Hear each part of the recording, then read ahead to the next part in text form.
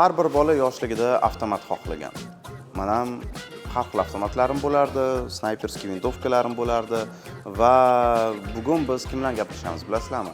Biznesni avtomatlashtirish sohasida ishlaydigan mutaxassis bilan. Mana shunaqa mutaxassislar ham bor va ular haqiqiy avtomatlar bilan ishlamasa ham juda ham muhim ishni bajarishadi. Barcha proseslarni va jarayonlarni o'zi ishlashni ta'minlab berishadi va bu nima ish ekanligini bugun bilib olamiz.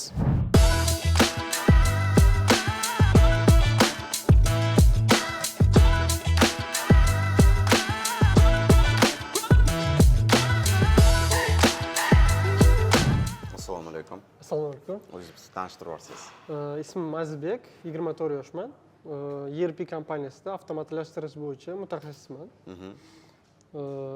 Web ilovalar va Telegram bot, ERP tizimlar bo'yicha avtomatizatsiya bo'yicha ish yuritaman. Ya'ni IT sohasi. IT sohasida. IT sohasiga qanday kirib kelgansiz?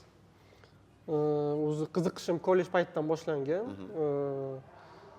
Kichik mutaxassis sifatida 1S integratsiya bo'yicha ish olib borardim. Keyinchalik shu Eman korxonasiga kelib, ko'pincha avtomatizatsiyaga kirib keldim. Mana bizani studentlar ko'rishadi-da asosan.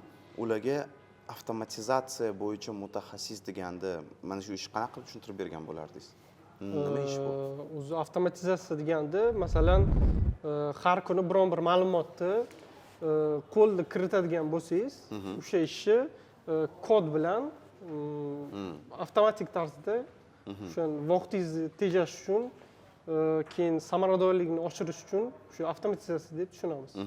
Mana bu kompaniyada Eman, mana men bilaman, ichiga bir nechta kompaniyalarni sig'diradi. Mebel bilan ham shug'ullanishadi, materiallar bilan shug'ullanishadi, eshik, xullas uyga kerakli barcha mebelga sazovor narsalar. Bu kompaniyada nimalarni avtomatlashtirasiz? Birinchi очередda bu operatsion qanaqadir tizimlar, то есть ERP sistemadan boshlaganmiz. То есть sotuv, marketing, zakup shunaqa narsalarni avtomatizatsiya qilish uchun.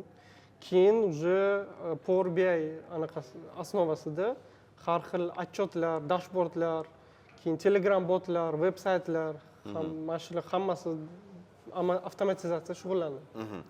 Mana avtomatlashtirishda eng qiyin bo'lgan narsa nima? Ya'ni mana har xil funksiyalarni aytib berdingiz-ku, zakup, marketing, hammasini aytib berdingiz-ku. O'shalarning orasida qaysi birini avtomatlashtirish eng qiyin? Hammasini o'zini qiyinchiligi bor. Eng qiyin avtomatizatsiyada bu o'zi o'sha sizga kelgan zadachani tushunib, qaysi joyni optimizatsiya qilsa bo'ladi, shuni kelishib olish, shu joyi eng qiyin. Bo'lmasam boshqacha savol beraman. Qaysi funksiyani avtomatlashtirish eng oson? Tak, eng oson bu oddiy, masalan, qaysidir saytdan yo resursdan biron bir ma'lumotni har kuni boshqa resursga kiritish. Bu eng oson shu bo'lsa kerak. Masalan, narxlarni boshqa saytlarga tarqatib turish. Prosta ulab qo'yasiz bo'ldi. O'zi qayerda o'qigansiz? O'zi Toshkent axborot texnologiya kollejini bitirganman. Hozirgi kunda 5-kurs talabasi. Samarqand iqtisod va servis buxgalteriyada o'qiyman. Institut. Buxgalteriya instituti. Ya'ni o'qib turib ham bu yerda ishlayapsiz. Qiyin emasmi? Yo'q, zavodni va kompaniya hamma imkoniyatlar yaratib beradi o'qish uchun. O'zi qanchadan beri ishlayapsiz? Bu kompaniyada 4 yildan beri. 4 yildan beri. Ya'ni o'qishni endi boshlaganingizda уже ishga kirib olgansiz, ishlashni boshlagansiz. Zo'r. Bu sizni o'qishingizda qanaqadir yordam beradimi? Ya'ni masalan, bu yerda tajriba orttirasiz-ku, keyin masalan testlarni topshirishda yoki darslarda qatnashishda yordam beradi. Masalan, buxgalteriyani avtomatizatsiya qilgan paytimiz juda ham ko'p nyuanslar kelib chiqqan. O'sha imенно buxgalteriyada bilish kerak bo'lgan narsalar. O'qishimda ham o'sha buxgalteriya yo'nalishida o'qiyman. Ko'p yordam beradi. Mana o'qishdagi narsalaringiz ishingizda yordam beradimi? Albatta yordam beradi. Lekin o'qishda baribir ko'pincha teoriya bo'ladi. Bu yerda praktika ba'zan to'g'ri kelmaydi bir-biriga. Hamma yoqda shunaqa. Asosan mana siz bitta o'zingiz emasku, avtomatlashtirishni yo'lga qo'yish uchun siz asosan qaysi mutaxassislar bilan ishlaysiz kompaniyada? To'g'ri, bizada jamoa juda katta. Birinchidan bu dasturchilar, sistemni administrator, keyin biznes analitiklar, chunki har bitta kelgan zadachani birinchi tahlil qilib, to'g'ri yechim topib, keyin boshlaymiz. Dasturchilar o'sha kod yozib berishadi. Biznes analitik polni analiz qilib beradi. Bizni protsesslarga to'g'ri keladi bu narsa, to'g'ri kelmaydimi? Keyin ishni boshlaymiz. Sizni dasturchi etsa bo'ladimi? Ha, bo'ladi. Ya'ni siz asosan dasturchini vazifasini bajarasizmi? Dasturchi va biznes analitik desa to'g'riroq bo'ladi, chunki birinchi mana siz qilayotgan ishingiz, mana shu avtomatlashtirish bilan shug'ullanyapsiz, u kompaniyani muvaffaqiyatiga qanday ta'sir qiladi? Bu juda ham katta muhim rol o'ynaydi, chunki bu xodimlarni vaqtini tejaydi birinchidan, u qolgan vaqtni o'sha muhimroq vazifalarga yo'naltirsa bo'ladi. Sizga bu narsa o'zingizga sezilib turadimi? Shu impact qilayotganingiz? Albatta seziladi, chunki kompaniyada masalan любой sohani olsak, hamma bizga murojaat qiladi-da, o'sha ishi yengillashadi chunki biladi, to что bizga murojaat qilsa, ishi yengillashi. Shuning uchun biz albatta sezamiz bu narsani.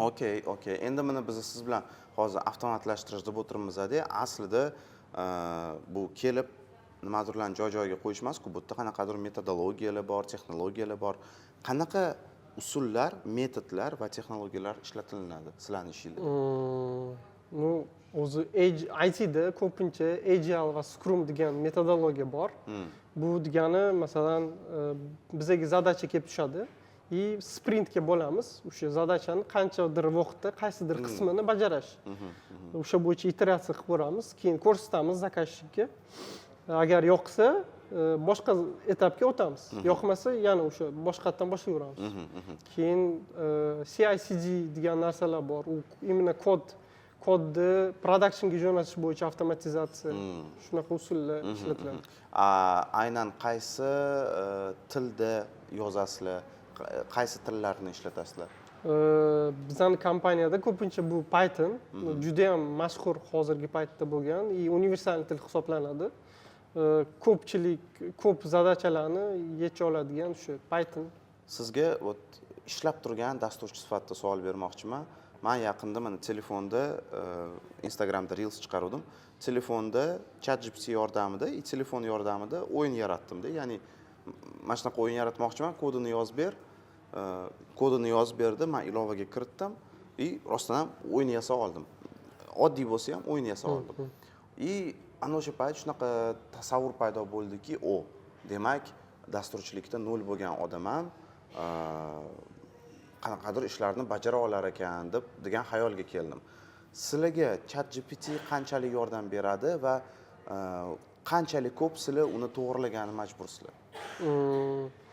Hozirgi paytda ChatGPT siz ishni tasavvur qilish вообще qiyin bo'lib qolgan.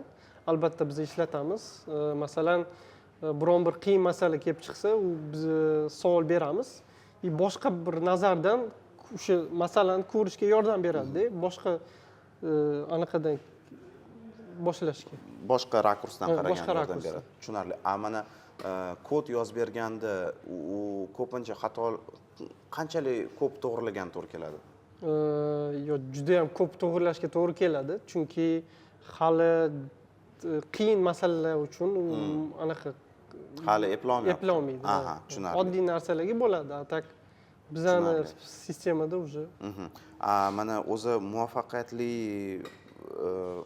IT sohasida ishlaydigan, avtomatlashtirish sohasida ishlaydigan mutaxassis bo'lish uchun qanaqa soft va hard skill kerak?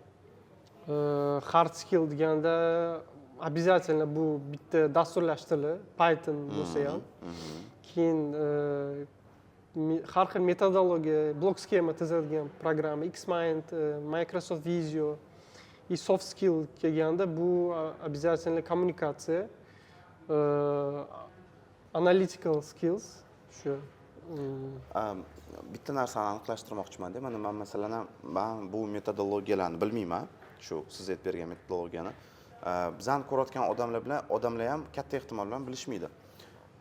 Mana masalan Python nega kerakligini bilamiz. Bu dasturlash tili. Shu siz aytayotgan metodologiya, texnologiyalar, ular mazmuni nimada? Ular nima qilib beradi?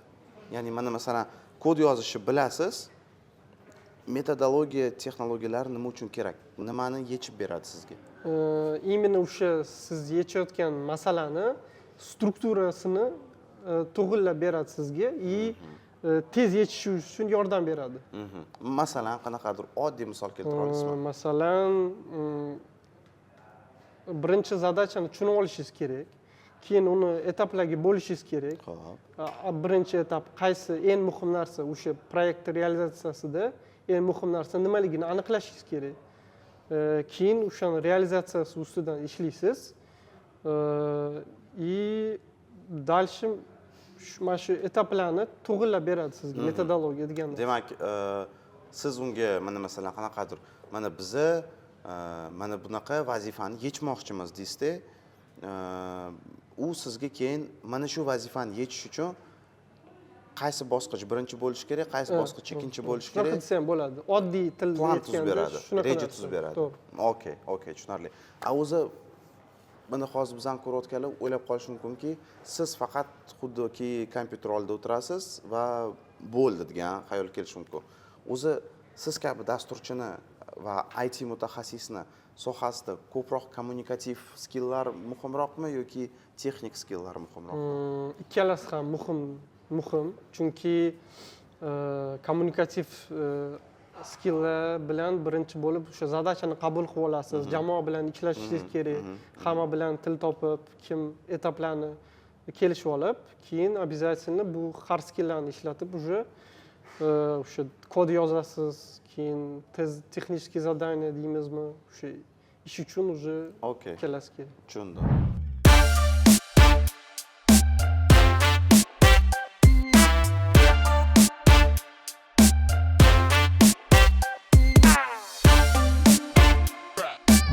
Okey, biz mana sizni shu yerda o'tirasizmi? Shu yerda ish joyingiz. Har kuni mana siz kelasiz ishga. Har kuni nimadan boshlanadi ishingiz? Qanaqa o'tadi? Birinchi o'rinda kelgan zadachalarni ko'rib chiqaman. Lekin birinchi bo'lib ko'fe ichasiz. Albatta, kofe birinchi bo'lib, keyin kelgan zadachalarni ko'rib chiqaman. Keyin ularni bajarishni boshlayman. Bajarishni boshlaysiz. Okey, mana undan keyinchi hop tam majlislar o'tadimi yoki ba'zida majlislar o'tadi, lekin ko'pincha o'sha kod yozamiz. Qaysidir sistemalarni test qilamiz. O'sha chunki bizda zadachalar bir kunlik emas. Bir hafta, bir oy davomida integratsiyalar bor, qiyin integratsiyalar, o'shalar ustida ishlayman. Mana aytib bera olasizmi menga qanaqa eng krizisli, qanaqa eng qiyin bitta kuningiz bo'lgan? Shu prям hamma narsa dabdalasi chiqib ketgan kun haqida. Bunaqa narsa bo'lmagan, bo'lmaydi deb niyat qilamiz. Lekin ba'zida shu internet ishlamay qolsa, shu O'zbekistonda bu problema bor. Filiallarda ish to'xtatish mumkin. Shu narsa bor lekin. Okey. Asosan mana har kuni qaysi mutaxassislar bilan siz aloqada bo'lasiz?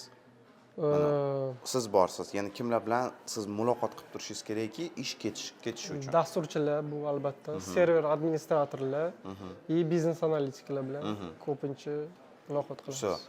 Endi qarang, biz har bir videoda har bir mutaxassisga uni ish haqida internetdan olib stereotiplarni aytamiz-da, keyin bizning qahramonimiz ha yoki yo'q deydi.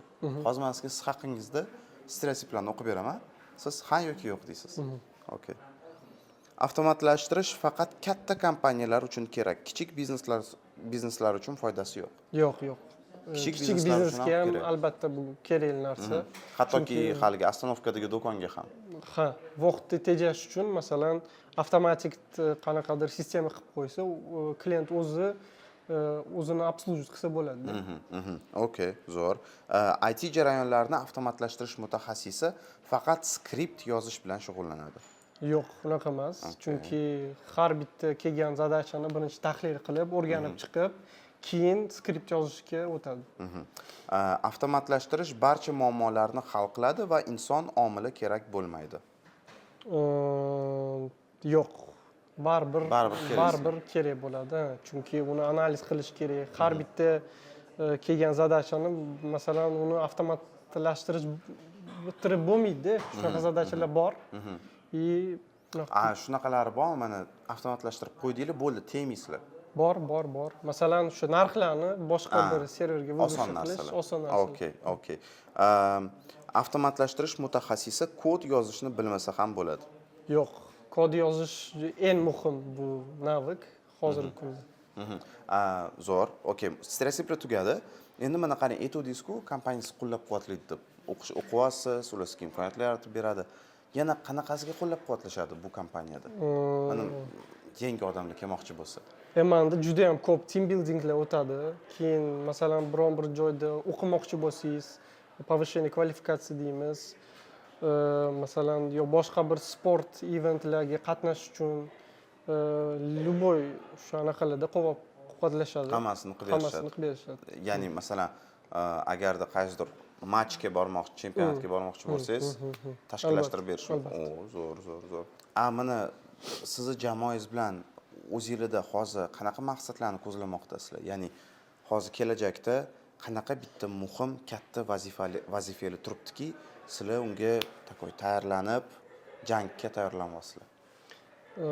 Eng katta vazifa mana shu yilga biz qo'yganmiz. Уже sun'iy intellektni bizani proseslarga kiritib, rivojlantirish. Masalan, bizani mahsulotlar haqida sun'iy intellekt o'z javob beradi, informatsiya aytib beradi yoki qanaqadir analitik klientlarni analitika qiladi. Shunaqa sun'iy intellekt asosida mana shunaqa zadachalar turibdi.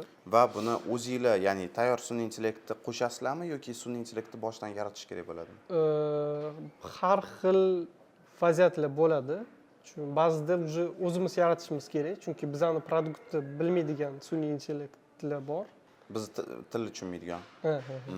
Ya'ni sizlar baribir qanaqadir bazani olasizlar, lekin o'zingizlar ustidan yana yangi ustanovkalarni ishlashimiz kerak. Okey, Kalashnikov haqida hech qanday gap ketmagan bo'lsa ham, baribir avtomatizatsiya bu juda ham qiziq narsa ekan. Tasavvur qilinglar, hech nima qilishingiz kerak emas. Avtomatlashtirish bo'yicha mutaxassisingiz hamma proseslarni sizga o'zi tayyorlab beradi va hamma narsalar atrofingizda o'zi ishlikda, pul o'zi keyin oqib kelaveradi. Agarda siz ham o'zingizni biznesingizni avtomatlashtirmoqchi bo'lsangiz, shunaqa avtomatlashtirib beradigan odam bo'lmoqchi bo'lsangiz, birinchi bo'lib IT ni o'rganish kerak. IT ni o'rganish uchun esa Asnov platformasida maxsus kurslar mavjud. Havolaga o'tib ko'rishingiz mumkin. Hammaga xayr.